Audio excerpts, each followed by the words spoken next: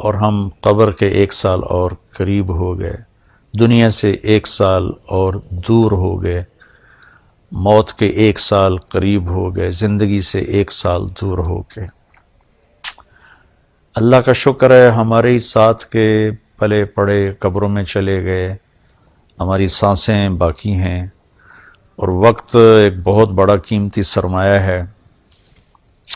تو یہ نیا سال اللہ نے ہمیں دیا ہے، ہم اس کی قدر کریں، ہم اس کی قدر کریں، ہم اس کے اندر کچھ نیکیاں بھر لیں۔ اللہ تعالیٰ نے وقت کو بہت قیمتی بنا کر قرآن میں پیش کیا ہے، اوقات کی قسم اٹھائی ہے، والعصر، خاص طور پر عصر کے وقت کی قسم، اور یہ قرآن کی آخری صورت ہے، اس کے بعد قسم کوئی نہیں، اور قرآن بھی ختم ہو رہا ہے۔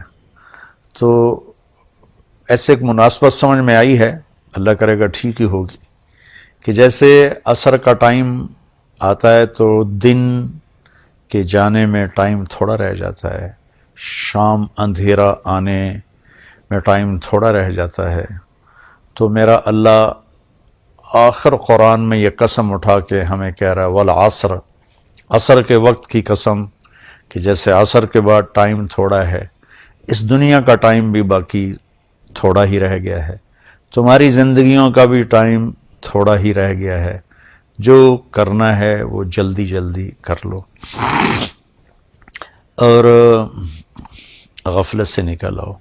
اور 4 کام بتائے ہیں اللہ تعالیٰ نے والعصر کی قسم اٹھا کر۔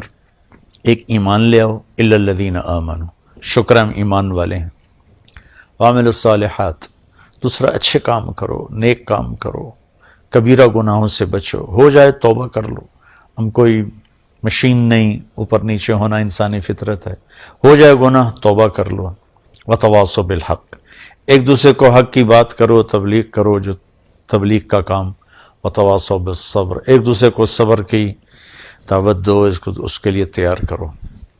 تو اللہ نے ٹائم کو قیمتی کر کے پیش کیا ہے، قسم اٹھائی عصر کی، والشمس وضحاها، اللہ تعالیٰ نے چڑھتے دن کی قسم اٹھائی، واللیل اذا یغشی، اللہ نے رات کی قسم اٹھائی، والصبح اذا تنفس، اللہ نے صبح کی قسم اٹھائی، والفجر، اللہ تعالیٰ نے فجر کی قسم اٹھائی، ولیال عشر، 10 راتوں کی قسم اٹھائی، حج کے پہلے 10 دن، والشفع والوتر، اللہ نے 9 تاریخ 10 تاریخ کی قسم اٹھائی، پھر جن چیزوں سے ٹائم بنتا ہے ان کی قسم اٹھائی، والشمس وضحاها والقمر اذا تلاها، اللہ تعالیٰ نے سورج کی قسم اٹھائی، چاند کی قسم اٹھائی، والنجم اذا ہوا، اللہ نے ستاروں کی قسم اٹھائی، ان کی گردش سے ٹائم بنتا ہے۔ پھر ٹائم کی جو شکلیں ہیں، والنہار اذا تجلی، اللہ نے دن کی قسم اٹھائی، واللیل، رات کی قسم اٹھائی۔ تو جتنے ٹائم فگر ہیں بڑے، ان سب کی اللہ نے قسم اٹھائی ہے، دن کی، رات کی، عصر کی، چڑھتے دن کی، پھر خاص راتوں کی، صبح کے وقت کی، صبح صادق کے وقت کی، فجر کے وقت کی، پھر حج کی 10 راتوں کی، پھر حج کے 9 تاریخ کی، پھر عید کے دن 10 تاریخ کی۔ یہ قسم اٹھانا چیز میں طاقت پیدا کرنے اور اہمیت پیدا کرنے اور تاکید کے لیے ہوتا ہے۔ تو میرے بھائی بہنوں، اللہ نے وقت کی قسم اٹھا کر ہمیں تاکید کی ہے کہ ٹائم بہت قیمتی چیز ہے، اسے ضائع ہونے سے بچاؤ۔ کم از کم یہ ہے، اگر ہم نیکی نہیں کر سکتے تو کوئی گناہ نہ کریں، اور ہم بشر ہیں، گناہ ہو جائے تو توبہ کریں گے تو انشاءاللہ اللہ اپنے فضل و کرم سے معاف فرما دیں گے۔ تو نئے سال کا استقبال تو ہونا چاہیے شکر کے ساتھ، لیکن مغرب کی آندھیوں نے ہمارے بہت سے چراغ بجھا دیے، اور ہم بھی اس رات کو اس طرح مناتے ہیں جیسے وہ مناتے ہیں جن کے سامنے نہ جنت ہے، نہ جہنم ہے، نہ آخرت ہے۔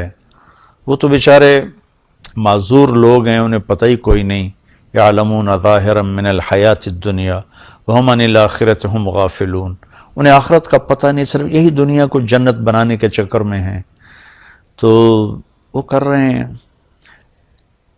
لیکن ان کی نقل میں ہماری نسل بھی راتوں کو اٹھ کر 12 بجے کیا کیا کیا کیا نافرمانیاں کرتے ہیں.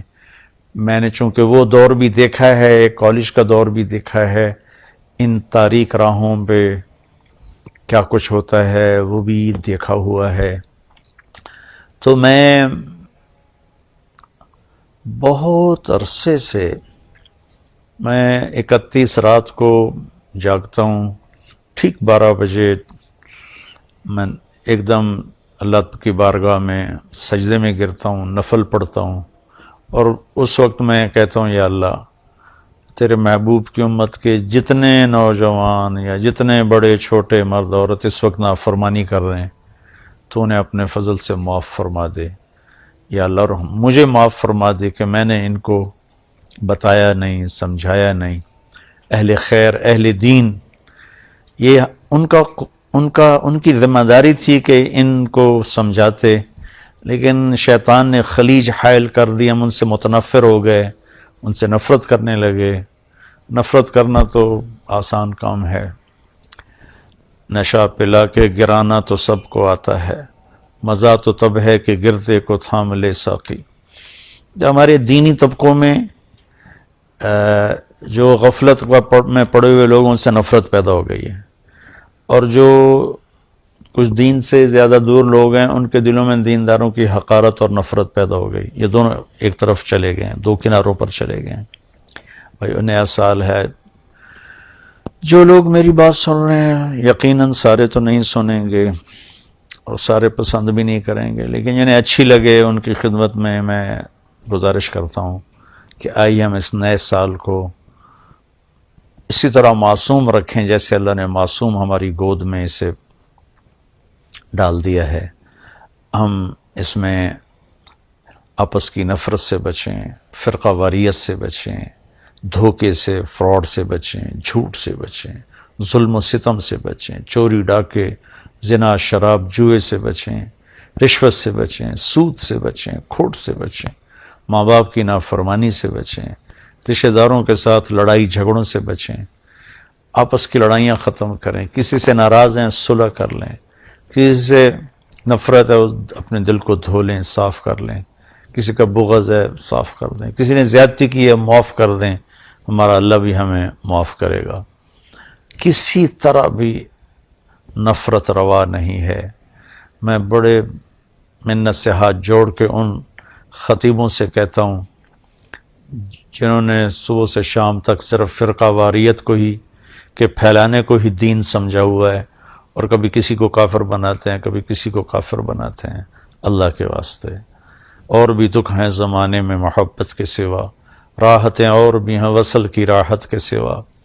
دین کے اتنے مضامین ہیں بیان کرنے کو، لوگوں کو مثبت بات بتائیں، لوگوں کو پازیٹو بات بتائیں، یہ کافر وہ کافر، اس سے نفرت کرو اس سے نفرت کرو.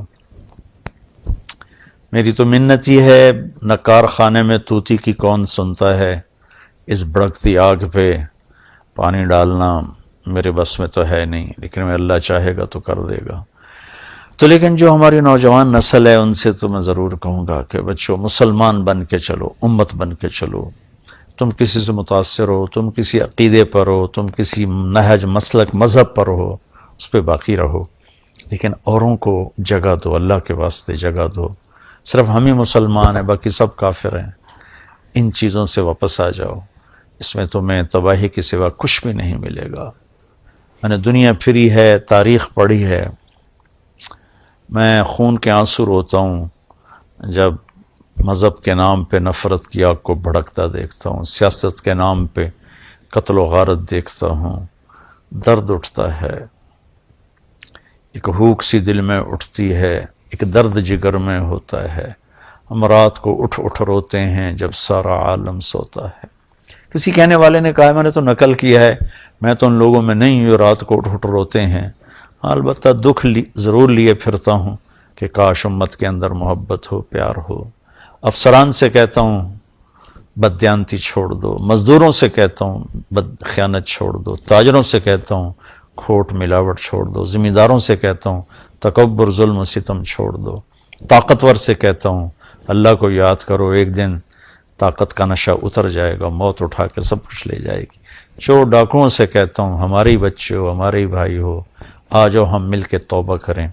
فضیل بن عیاض بہت بڑے ڈاکو تھے، ان پورا عراق ان کے نام سے تھر تھراتا تھا اور کانپتا تھا، لیکن جب توبہ کی تو ایسے بڑے ولایت کے مقام پر پہنچے کہ اس زمانے کے سارے اولیاء کرام ان کے سامنے گھٹنے ٹیک گئے۔ ڈاکو سے اتنے بڑے مقام پر پہنچے، بادشاہ وقت بھی ان کے سامنے بیٹھ کر کانپتے تھے، یا لوگ ان کے ظلم و ستم سے کانپتے تھے، یا پھر ان کی ہیبت اور معرفت الہی اور محبت اللہ کی اور دین کا مقام جو ملا، یا پھر اس سے لوگ ایسے کانپتے۔ ہارون رشید جیسا جابر بادشاہ عطیات کی شکل میں ان کے سامنے بیٹھتا تھا۔ اپنے ہی وہ سب یہ غلط راستے ہیں۔ ظلم و ستم کا راستہ کبھی سکھ کا راستہ نہیں ہے۔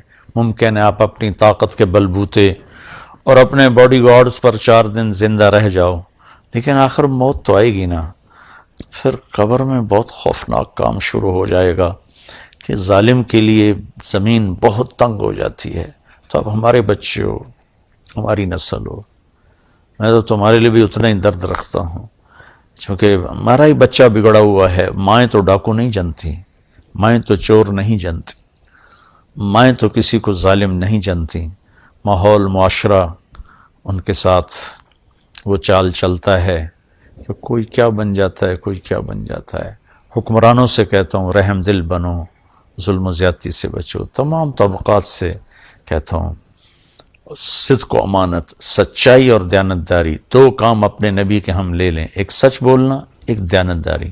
ایک ہم جھوٹ نہ بولیں، ایک ہم دھوکہ نہ دیں، تمہارا سارا ملک جنت کا ٹکڑا بن جائے گا۔ بجلیوں کے بہتر ہونا بھی ہماری ضرورت ہے، اور چیزوں کا سستا ہونا بھی ہماری ضرورت ہے، لیکن اس سب سے زیادہ ضرورت ہے کہ ہمارے دیش میں سچائی ہو اور دیانتداری ہو۔ کھوٹ ملاوٹ کرنے والوں سے کہتا ہوں اللہ کے واسطے یہ ظلم و ستم نہ ڈھاؤ، اس کا بہت بڑا وبال دیکھنا پڑے گا۔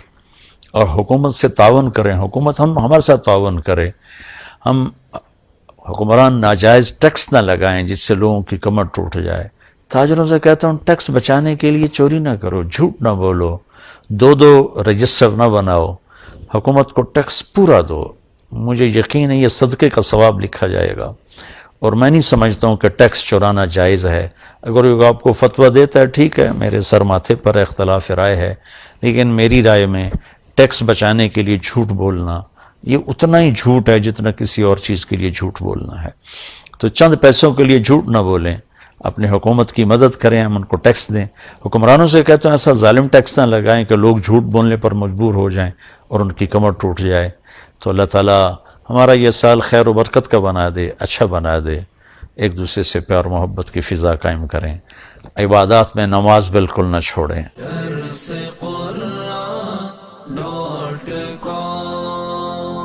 www.darsequran.com